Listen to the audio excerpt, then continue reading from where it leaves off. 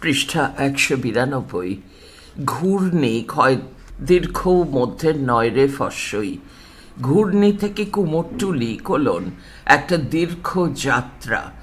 আশিস দেব। অঘ্রাণের শেষ দুপুর গড়ালেই হঠাৎ করে যেন সন্ধ্যা নেমে আসে। পড়ন্ত বিকেলে পনে পোড়ানো হাঁড়ি সরা জড়ো করছিলেন প্রবীণ বিহারী পাল। গোটা নদে জেলা জুড়ে মাটির হাঁড়ি, কলসি, কুয়োর পাট তৈরিতে তার খ্যাতি ছড়ানো। নিজের কাজের ব্যাপারে বড় খুঁতখুঁতে মানুষটি। মাটি মাখা থেকে চাকে ঘোরানো কিংবা রং মাখিয়ে রোদে শুকোনো থেকে পনে লাল টকটকে করে পোড়ানো পর্যন্ত প্রতিটা কাজ নিজের হাতে না করলে স্বস্তি পান না বিহারী পাল।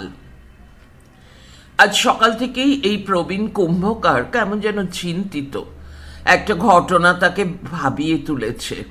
আজ কাক ভোরে তাঁর বাড়িতে ছুটে এসেছিলেন পণ্ডিত ব্রজনাথ বিদ্যারত্ন মশাই। সারা বঙ্গদেশ জুড়ে স্মৃতিশাস্ত্রের সুপণ্ডিত ব্রজনাথের পাণ্ডিত্যের খ্যাতি ছড়ানো। নদিয়া রাজসভার অগ্রগণ্য এই মহাপণ্ডিত মানুষটি এক অদ্ভুত কথা বলেছেন বিহারীকে।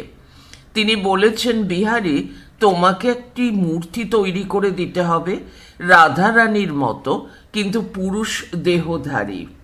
এই বলে ব্রজনাথ নিজেই নটন ভঙ্গিতে ডান হাত উপরে আর বাঁ হাত নিচে করে এক বিশেষ মুদ্রায় দাঁড়িয়ে দেখিয়ে দিয়ে গিয়েছেন কেমন হবে সেই মূর্তির ভঙ্গিমা। ঘটনায় হতচকিত বিহারী সবিনয়ে হাত জোড় করে বারবার বলেছেন, পণ্ডিত মশাই, আমি তো হাঁড়ি কলসি তৈরির কারিগর, মূর্তি তো কোনোদিন তৈরি করিনি। আমি জানি না কিভাবে মাটি দিয়ে মূর্তি তৈরি হয়। ও কাজ তো আমি পারবো না। রাশভারী স্মৃতি পণ্ডিত কোনো কথাই শুনতে চাননি। কেমন যেন রহস্যময় ভঙ্গিতে বলেছেন, আমি জানি এ মূর্তি তোমাকেই তৈরি করতে হবে, অন্য কেউ পারবে না, তুমি প্রস্তুত হও। এই বলে ব্রজনাথ বিদ্যারত্ন চলে গিয়েছেন। তারপর থেকেই বড় বিচলিত বোধ করছেন বিহারী পাল। তিনি এমনও বলেছিলেন, আমাদের এলাকায় অনেক ভালো ভালো কারিগর রয়েছে, আমি তাদের দিয়ে মূর্তি তৈরি করিয়ে দেব। কিন্তু বিদ্যারত্ন মশাই রাজি নন। ৭-৫ ভাবতে ভাবতেই অঘ্রাণের বিকেল গড়িয়ে সন্ধ্যা। বিহারী পাল অন্যমনস্ক হয়ে হাতের কাজ গোছাচ্ছেন। হঠাৎ কে যেন ডাকলো, বিহারী, বিহারী। ডাক শুনে তাকিয়ে দেখেন সদর দরজা পার হয়ে কুমোর বাড়ির প্রশস্ত উঠোন দিয়ে তার দিকে এগিয়ে আসছে এক যুবক। গৌরবর্ণ সুগঠিত দেহে রূপ যেন ফেটে পড়ছে। সন্ধ্যার স্বল্প আলোতেও জ্যোতির্ময় সেই যুবা বিহারী সম্মোহিত। কোনো কথা বলার আগে সেই অনিন্দ কান্তি যুবা বলে উঠল, ব্রজনাথ বিদ্যারত্ন আমাকে তোমার কাছে পাঠিয়েছেন আর বলতে বলেছেন, তোমাকে যে মূর্তির কথা বলে দিয়েছেন সেটি আমার মতো হবে। তুমি ভালো করে আমাকে দেখে নাও, আমার শরীরের মাপও নিয়ে নাও। বলে ব্রজনাথের দেখানো ভঙ্গিতে বিহারীর সামনে দাঁড়ালেন সেই যুবক। আর বিহারী পাল মন্ত্রমুগ্ধের মতো পাটের দড়ি দিয়ে সেই যুবকের দেহের বিভিন্ন প্রত্যঙ্গের মাপ নিতে লাগলেন আর গিঁট দিয়ে সেই মাপগুলো চিহ্নিত করে চললেন। আর সেই যুবক বারবার বলতে লাগলেন, খুব ভালো করে আমায় দেখে রাখো। এক সময়ে মাপ নেওয়া শেষ হলো। যুবক বিহারীর কাছে জল খেতে চাইলেন। সম্বিত ফিরে পেয়ে বিহারী ছুটলেন বাড়ির ভিতর। মুড়ি জল এনে দেখেন উঠোনে কেউ নেই। বিহারী ঊর্ধ্বশ্বাসে পৌঁছলেন ব্রজনাথের কাছে। সমস্ত ঘটনা আনুপূর্বক বললেন। শুনতে শুনতে কান্নায় ভেঙে পড়লেন স্মৃতি পণ্ডিত মশাই। বিহারীর সঙ্গে তখনই চলে এলেন তার কাজের জায়গায়। দেহের মাপ নেওয়া দড়িগুলি বারবার ভক্তি ভরে মাথায় ঠেকাতে লাগলেন আর বলতে লাগলেন, বিহারী, তুমি ধন্য, তুমি তাঁর শ্রী অঙ্গের পরশ পেয়েছ। তিনি স্বয়ং চৈতন্য মহাপ্রভু। আমি তোমাকে তাঁর মূর্তি নির্মাণের জন্যই বলেছিলাম। পৃষ্ঠা 193। এর পরবর্তী পর্ব অন্য ইতিহাস। তবে মাস চারেকের মধ্যেই নবদ্বীপের বিহারী পাল তৈরি করেছিলেন ব্রজনাথ নির্দেশিত চৈতন্যদেবের এক মৃন্ময় মূর্তি।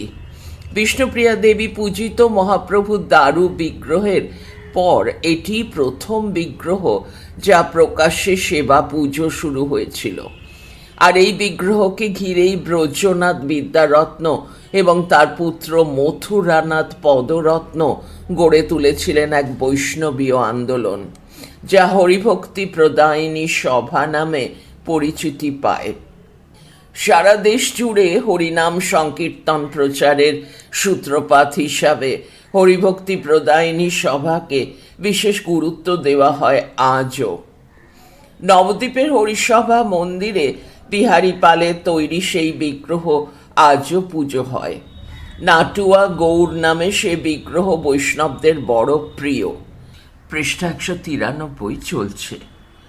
ইতিহাস জানাচ্ছে ওই মূর্তি প্রতিষ্ঠা হয়েছিল 1865 খ্রিস্টাব্দের বৈশাখী পূর্ণিমার দিন। সেই দিন সন্ধ্যায় মৃত্যু হয় বিহারী পালের। এর ঠিক 6 বছর পর মৃত্যু হয় ব্রজনাথ বিদ্যারত্ন মশায়ের। সে মৃত্যুর সঙ্গে জড়িয়ে আছে আর এক মূর্তির ইতিহাস। সে কথা এখন থাক, কিন্তু যে প্রশ্নটি স্বাভাবিকভাবেই এই কাহিনী থেকে উঠে আসে, একজন হাঁড়ি কলসি তৈরির কুম্ভকার কিভাবে পারলেন এমন নিখুঁত এক দেব মূর্তি নির্মাণ করতে? সত্যি কি এটা সম্ভব? যুক্তি বলে সম্ভব নয়, কিন্তু বিশ্বাসী সব উত্তর মিলিয়ে দেয়। উদ্ধৃতি শুরু। নাটুয়া গৌর, দন্তে নয়াকার টয়হস অন্তস্থ অয়াকার, নাটুয়া গয় ঔকার বয়শূন্য র, নাটুয়া গৌর, উদ্ধৃতি শেষ। মূর্তির নির্মাতা বিহারী পাল কিন্তু অত্যন্ত সহজ এক শিল্পধারার উত্তরাধিকারী ছিলেন, এ নিয়ে কোনো বিতর্ক নেই। নদিয়ার মৃৎশিল্পীরা বিহারী পালের 100 বছর আগে থেকেই যথেষ্ট সুনামের সঙ্গে মাটির দেব বিগ্রহ নির্মাণ করে আসছিলেন। বিহারী পাল সেই ধারার একজন ব্যতিক্রমী উত্তরসূরি। হতে পারে তিনি হয় আরও অনেক মূর্তি নির্মাণ করেছেন, কিন্তু ভক্তজন তাকে দেখাতে চেয়েছেন সুবিখ্যাত নাটুয়া গৌড়ের রূপকার হিসাবে।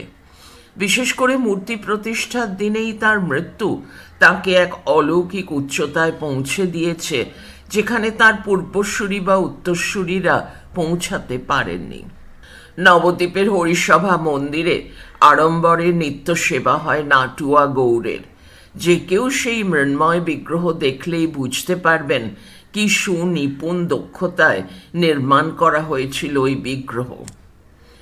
শুধু একজন বিহারী পাল নন, নদিয়ার বিভিন্ন প্রান্ত জুড়ে ছড়িয়ে আছেন অসংখ্য মৃৎশিল্পী, যাদের শুরুটা জানতে আমাদের পিছিয়ে যেতে হবে পলাশীর যুদ্ধের সময়ে কিংবা তারও কয়েক বছর আগে। 250 বছরের বেশি প্রাচীন নদিয়ার মৃৎশিল্পের ইতিহাস। কৃষ্ণনগরের ঘূর্ণি, বাংলা তো বটেই, সারা বিশ্বের অন্যতম শ্রেষ্ঠ মৃৎশিল্পের পীঠস্থান। আজকে নদিয়া জেলা সদর কৃষ্ণনগরের দক্ষিণ পূর্ব উপকণ্ঠে মৃৎশিল্পের এবং মৃৎশিল্পীদের 250 বছরের বাসস্থান ঘূর্ণি। এছাড়াও নদিয়ার বিভিন্ন প্রান্তে নবদ্বীপ, শান্তিপুর, গোঠপাড়া অথবা সংলগ্ন পাটুলি, অগ্রদ্বীপ, নতুন গ্রাম হয়ে ছড়িয়ে আছে মৃৎশিল্পীরা। বংশানুক্রমে এরা বয়ে নিয়ে চলেছেন মাটির পুতুল, বিগ্রহ, মূর্তির ঐতিহ্যকে। আদায় করে নিয়েছেন সারা বিশ্বের কলা রসিকদের সমীহ সম্ভ্রম। আর এই সম্ভ্রম আদায়ের শুরুটা যদি হয় পলাশীর যুদ্ধের আগের বাংলা রাজন্যবর্গ, যথা নদিয়ার রাজ কৃষ্ণচন্দ্র, তবে নদিয়ার মৃৎশিল্পীদের আন্তর্জাতিক সম্মান পাওয়া শুরু 1851-তে। ওই বছর লন্ডনে অনুষ্ঠিত exhibition of works of industry of all Nations প্রদর্শনীতে ইস্ট ইন্ডিয়া কোম্পানির পক্ষে ঘূর্ণির শিল্পী শ্রী রামপালের মৃৎশিল্প স্থান পায় এবং প্রথম সুযোগেই জয় করে বিশ্ব। শ্রী রামপালের হাত ধরেই ঘূর্ণির মৃৎশিল্পীদের আন্তর্জাতিক পুরস্কার পাওয়া শুরু। তারপর 3 শতাব্দী ধরে সম্মান প্রাপ্তির সেই ট্র্যাডিশন সমানে চলেছে। 1851, এরপর 2011। ভারত সফরে এসে দিল্লির মিউজিয়ামে রাখা বাংলার হাট উদ্ধৃতির মধ্যে দেখে মুগ্ধ হলেন আমেরিকার ফার্স্ট লেডি মিসেস ওবামা। পৃষ্ঠা 194। ঘূর্ণি তরুণ প্রজন্মের শিল্পী সুবীর পালের তৈরি মাটির ওই মডেল দেখে কার্যত স্তম্ভিত হয়ে পড়েন মিসেস ওবামা। ইচ্ছা প্রকাশ করেছেন এমন একটা বাংলার হাট তাদের দেশে বসালে কেমন হয়। মডেল, মূর্তি, পুতুল, দেব বিগ্রহ যাই হোক না কেন, সবেতেই নদিয়া তথা ঘূর্ণির মৃৎশিল্পীদের দক্ষতা প্রজন্মের পর প্রজন্ম ধরে উন্নততর হয়ে উঠেছে। কিন্তু কবে থেকে কিভাবে ঘূর্ণি কৃষ্ণনগর এলাকায় মৃৎশিল্পের সূচনা, এ নিয়ে মতপার্থক্য রয়েছে। এ বিষয়ে গবেষকরা দুটি মতের সমর্থনে নানা যুক্তি দিয়ে থাকেন। এর মধ্যে সবচেয়ে প্রচলিত মতটি হল মহারাজ কৃষ্ণচন্দ্র বাংলাদেশের নাটোর থেকে মৃৎশিল্পীদের আনিয়ে দিলেন এবং তারাই 250 বছর ধরে একটু একটু করে সারা নদিয়া জুড়ে ছড়িয়ে পড়েছেন। আজকের কলকাতার কুমোরটুলি সহ এ রাজ্যের প্রধান মৃৎশিল্পের শিকড় সেই রাজশাহীর নাটোর থেকেই উৎসারিত। আর এক পক্ষ নাটোর তত্ত্বকে উড়িয়ে দিয়েছেন। তাদের কথায় নদিয়ার রাজপরিবারের কোনো দলিল বা অন্যান্য কাগজপত্রে কুম্ভকারদের বসতি স্থাপনে জমি দান বা অন্য কোনো সাহায্যের বিবরণ নেই। এমনকি রাজবাড়ির দুর্গা বা অন্য কোনো দেবদেবীর প্রতিমা নির্মাণে ঘূর্ণি শিল্পীদের কোনো ভূমিকা অদ্যাবধি নেই। রাজা যদি নাটোর থেকে মৃৎশিল্পীদের এনে থাকেন তাহলে তারা রাজবাড়ির মূর্তি গড়বেন, এটাই স্বাভাবিক। তাহলে ঘূর্ণি অঞ্চলে মৃৎশিল্পীদের এমন রমরমা কিভাবে? এ বিষয়ে দেওয়ান কার্তিকেয় চন্দ্র রায় তাঁর ক্ষিতীশ বংশাবলী চরিত গ্রন্থে বলেছেন, কৃষ্ণনগরের মৃৎশিল্পীরা যে মাটির নানা ধরনের মূর্তি নির্মাণ করে দেশ বিদেশে পুরস্কার পাচ্ছেন তার পিছনে রাজবাড়ির বিশেষ ভূমিকা আছে। তিনি লিখেছেন, ড্যাশ উদ্ধৃতি শুরু, তাহাদের পূর্বপুরুষেরা এই রাজাদিগের দ্বারা উৎসাহ প্রাপ্ত হওয়াতেই ইহারা এক্ষণে এতাধিক কৃতকর্ম হইয়াছে। পূর্বে এই রাজারা নানা দেবমূর্তি প্রকাশ করিয়া কুম্ভকারগণকে তাহার মৃৎ মূর্তি করিতে আদেশ দিতেন। যাহারা সুচারুরূপে তাহা নির্মাণ করিতে সমর্থ হইত তাহারা যথেষ্ট পারিতোষিক পাইতেন। ক্রমশ ওই সকল প্রতিমা অনেকে পূজা করিতে আরম্ভ করিলে কুম্ভকারগণ প্রতি বৎসর বহুতর মূর্তি নির্মাণ করিতে লাগিল এবং ক্রমে ক্রমে এ বিষয়ে নিপুণ হইয়া উঠিল। অন্য অন্য বাটিতে যে সকল প্রতিমা পূজা হইত গৃহস্বামীরা তৎসমুদয় রাজভবনে লইয়া যাইতেন। যে সকল মূর্তি সুগঠিত হইত তাহাদের নির্মাতাগণ রাজ পুরস্কার পাইয়া আপনাদিগকে কৃতার্থ মনে করিত। এই রূপে এই প্রদেশস্থ কুম্ভকারগণ এমন মূর্তি নির্মাণে স্বপারগ হইয়া উঠিল। দাঁড়ি উদ্ধৃতি শেষ। কার্তিকেয় চন্দ্র এই বিবরণ লিখেছেন 1874 সালে। এর প্রায় 3.5 দশক পরে নদিয়া জেলার উপর আর এক প্রামাণ্য গ্রন্থ নদিয়া কাহিনীর লেখক কুমুদনাথ মল্লিক লিখছেন, কৃষ্ণনগরের মৃৎশিল্পীরা কুম্ভকার, গোত্র আলম্বায়ন। সূচনায় তারা ছিলেন দেবদেবীর প্রতিমা নির্মাতা এবং কুমোর। সূচনায় নদিয়া তথা কৃষ্ণনগরে আসেন বস্তুনিষ্ঠ শিল্প প্রাণতায় উদ্বুদ্ধ মিশনারিরা এবং তার কিছু পরে শিল্প সমজদার ইংরেজ প্রশাসকেরা। তাদের পোষকতাতেই কৃষ্ণনগরের মৃৎশিল্পের বিকাশ ঘটে। নদিয়া রাজেরা শাক্ত ছিলেন। নানা শাক্ত দেবদেবী মূর্তি নদিয়ায় ব্যাপকভাবে পূজিত হতে থাকে। নদিয়া রাজের প্রত্যক্ষ পোষকতায়। এই দেবদেবীর মূর্তি কৃষ্ণনগরের শিল্পীরা নির্মাণ করতেন। তাই কৃষ্ণনগরের মৃৎশিল্পের সমৃদ্ধিতে রাজাদের ভূমিকা থাকলেও তাদের প্রত্যক্ষ পোষকতায় কৃষ্ণনগরের মৃৎশিল্পের উদ্ভব ঘটেনি। তাহলে সহজ সিদ্ধান্ত এই রকম: নদিয়ার কৃষ্ণনগর, নবদ্বীপ, শান্তিপুর প্রভৃতি অঞ্চলে আগে থেকেই ছিল কুমোর গোষ্ঠী। পরবর্তীতে রাজ পরিবারের নির্দেশে নানা রকম দেবদেবীর মূর্তি নির্মাণে তারা ক্রমশ দক্ষ হয়ে ওঠে। এখানে মনে রাখতে হবে, মহারাজা কৃষ্ণচন্দ্র 1752 থেকে 56 সালের মধ্যবর্তী সময়ে 3টি বড় উৎসবের প্রচলন করেন তাঁর রাজত্বে: নবদ্বীপের রাস, কৃষ্ণনগরের 12 দোল এবং জগদ্ধাত্রী। কৃষ্ণনগরের অনতি দূরে বিল্ল পুষ্করিণী বা বেলপুকুরে শ্যামা পুজোর রাতে প্রায় 300 কালী পুজোর সূচনা হয়েছে সমসময়েই। সব মিলিয়ে প্রয়োজন হয়েছে প্রচুর দক্ষ কারিগরের, যারা সামনে কয়েক মাসের মধ্যে দুর্গা, কালী, জগদ্ধাত্রী এবং নবদ্বীপের রাসের বহু বিচিত্র শক্তি মূর্তি করতে সক্ষম। আশ্বিন এবং কার্তিক প্রধানত এই 2 মাসে নবদ্বীপ, কৃষ্ণনগর, শান্তিপুর, বেলপুকুর প্রভৃতি এলাকায় নানা উৎসবে প্রচুর দেবমূর্তির প্রয়োজনই তৈরি করেছিল নদিয়ার মৃৎশিল্পী সম্প্রদায়কে। পৃষ্ঠা 195।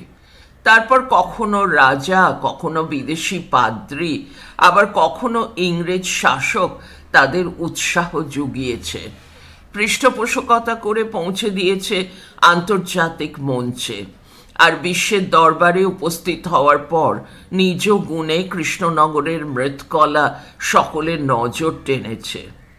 এভাবে পার হয়েছে 3টি শতাব্দী, ফুরিয়েছে সেই সব রাজা মহারাজা, সাহেব মিশনারির দিন। আর্থসামাজিক কাঠামোর আমূল বদল ঘটেছে। শিল্পকলার ইতিহাসবেত্তারা অনেকে কৃষ্ণনগর মৃৎশিল্পকে করুণার চোখে দেখেন।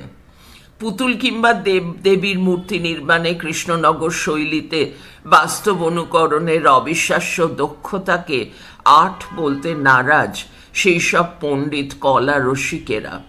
তাই তাদের চোখে কৃষ্ণনগর সহ বৃহত্তর নদিয়ার এইসব অসামান্য রূপদক্ষ শিল্পীরা কারিগর, আর্টিস্ট নয়।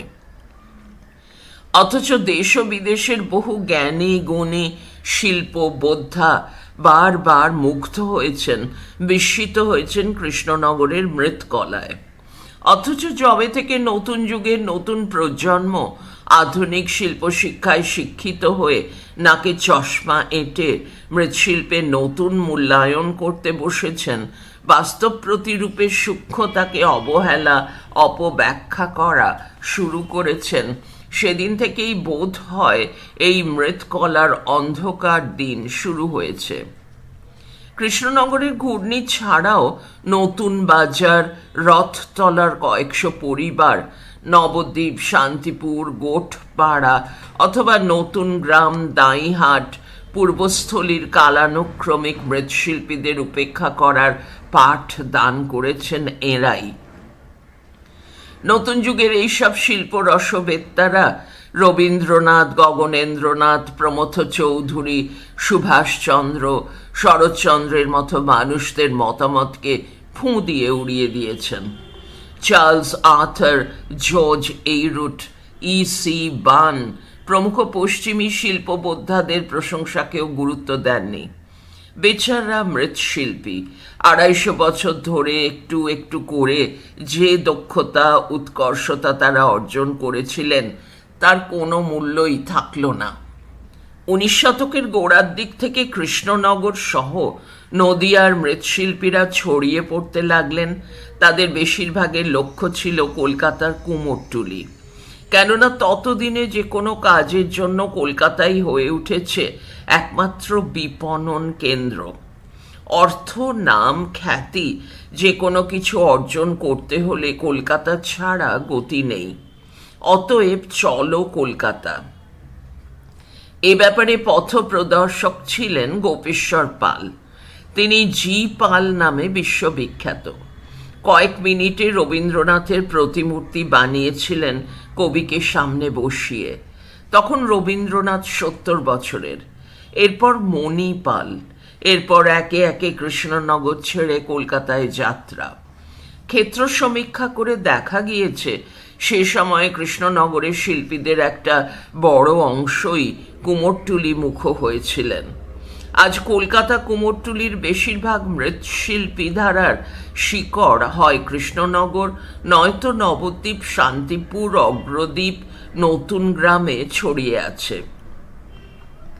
মহেন্দ্র পাল, নবদ্বীপের এই সুবিখ্যাত মৃৎশিল্পী 17 শতকের প্রথমার্ধে এমন কিংবদন্তি হয়ে উঠেছিলেন যে তাঁকে নিয়ে জনপ্রিয় বাংলা সিনেমা তৈরি হয়।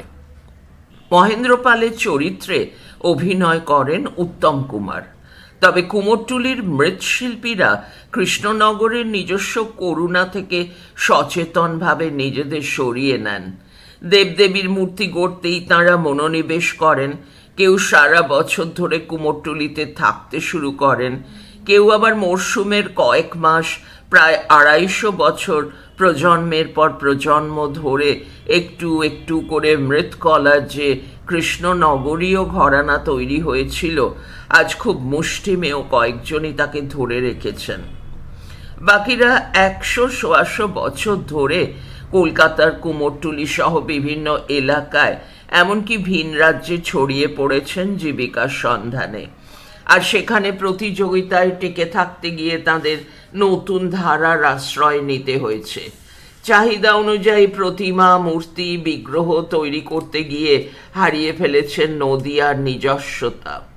অধুনা কুমোরটুলির যেসব শিল্পীদের প্রতিমা নির্মাণে প্রবল জনপ্রিয়তা, তাদের বেশিরভাগই আদতে কৃষ্ণনগর ঘূর্ণি বা নবদ্বীপের। পৃষ্ঠা 196। তাদের হাতের প্রতিমা শুধু দেশের নয়, বিদেশের মণ্ডপও আলো করে রাখে, অথচ সেখানে কোথায় নদিয়ার বিশেষত্ব? পারিবারিক এবং সর্বজনীন দুই ধরনের প্রতিমা নির্মাণেই কৃষ্ণনগরের মৃৎশিল্পীদের দক্ষতা বলার অপেক্ষা রাখে না। ফলে এখানে শিল্পীদের দুর্গাপুজো সহ বিভিন্ন পুজোয় মূর্তি গড়ার ডাক আসা স্বাভাবিক। সেই কারণেই কৃষ্ণনগরের মৃৎশিল্পীরা ধীরে ধীরে কলকাতামুখী হয়েছেন। কিন্তু প্রতিমা নির্মাণের পর তাঁরা বেশিরভাগই ফিরে আসেননি শিকড়ের কাছে। বসবাস থেকে নির্মাণ মেশিন সবই নতুনভাবে গড়ে উঠেছে। তৈরি হয়েছে এক শিল্প মাধ্যমের। কৃষ্ণনগর আর কুমোরটুলি মিলে গড়ে উঠেছে এক নতুন ধারা। এ যেন শাস্ত্রীয় সঙ্গীতে পটু গায়কের জনপ্রিয় আধুনিক গান গাওয়ার মতো, অনেকটা মেশিন মিউজিকের মতো। প্রতিমার বাজারে এমন কাজের চাহিদা খুব বেশি। সেই যে প্রখ্যাত জি পাল কৃষ্ণনগর ছেড়ে কুমোরটুলি যাত্রা করলেন, তারপর শুধুই যাওয়ার মিছিল। পরবর্তীতে বিভিন্ন সময়ে মণি পাল, সুবল পাল, সুধীর কৃষ্ণ পাল, যতীন্দ্রনাথ পাল, কেষ্ট পাল, গোপাল, নবদ্বীপের মহেন্দ্র পাল, কেনা পাল, এরা সবাই কুমোরটুলিতে থিতু হয়েছেন। তালিকা দীর্ঘ, আমরা শুধু প্রথম দিকের কয়েকজনের নাম উল্লেখ করলাম। প্রতিমা নির্মাণে আজ যে ধারা কুমোরটুলিতে চলছে, তাকে প্রবীণ শিল্পীরা নিজেরাই খিচুড়ি সংস্কৃতি বলে কটাক্ষ করেন। সবকিছুই চলছে উদ্যোক্তা তথা ক্রেতার চাহিদা মতো। মূর্তির দৈহিক গঠন, দেহ, রং, সাজ, পোশাক থেকে মুখাবয়ব কোথাও কৃষ্ণনগরের টান নেই। নামেই ঘূর্ণির শিল্পীরা তৈরি। মনে রাখতে হবে, কৃষ্ণনগরের মৃৎশিল্পের প্রধান বৈশিষ্ট্য হল বাস্তবোচিত মূর্তি। আর আজকের কুমোরটুলির চালু রেওয়াজ দেশ বিদেশের নির্মাণ শৈলীর মধ্যে দৈবী ভাব ফুটিয়ে তোলা। ফলে প্রায় 100 বর্ষ আগে কৃষ্ণনগর ছেড়ে কলকাতা কুমোরটুলির দিকে যে যাত্রা কৃষ্ণনগরের মৃৎশিল্পীরা করেছিলেন, তা পৃথিবীর অন্যতম শ্রেষ্ঠ এই মৃৎকলা ধারাকে মোটেই সমৃদ্ধ করতে পারেনি, বরং তার স্বকীয়তা হারিয়ে সে এখন বিরাট থিম প্রতিমার ছোট্ট একটা অংশ হয়ে দাঁড়িয়েছে। সমগ্র থেকে অংশে তার অধঃপতন। বহু টাকা ব্যয়ে নির্মিত থিম প্রতিমার মণ্ডপ, আলো, আবহ, শব্দের মাঝে প্রতিমাটি যে কোথায় জায়গা পায় বোধ হয় না পেলেও চলে। মহানগরের ব্যস্ত রাজপথ জুড়ে যখন ফুটে ওঠে থিমের বাংলা, রাজস্থান, কেরল বা গুজরাট, তখন থিম দেখতে ব্যস্ত দর্শকের কি সত্যিই মনে পড়ে প্রতিমার কথা, নাকি মিশরীয় মমির আদলে তৈরি দেবী মূর্তি দেখে এসে বালক জিজ্ঞেস করে বসে, বাবা ঠাকুর দেখলাম না তো? নিচে সাদা কালো স্কেচে মহিষাসুরমর্দিনীর একটি ছবি রয়েছে। পড়া চলছে পরের ফাইলে, পৃষ্ঠা 197, মল্লভূমের দুর্গাপট।